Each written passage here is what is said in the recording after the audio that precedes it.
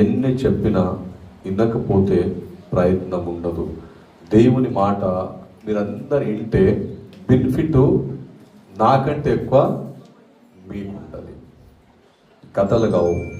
మీ ఆరోగ్యం జాగ్రత్త ఉంచుకోండి, మంచి సహవాసము తిరగండి, జ్ఞానవంతులుగా ఉండండి, ధైర్యవంతులుగా ఉండండి, ఐశ్వర్యవంతులుగా ఉండండి, మంచి వారితో స్నేహం చేయండి. అక్కడే పడిపోతున్నాం మనం, పడేది అక్కడనే.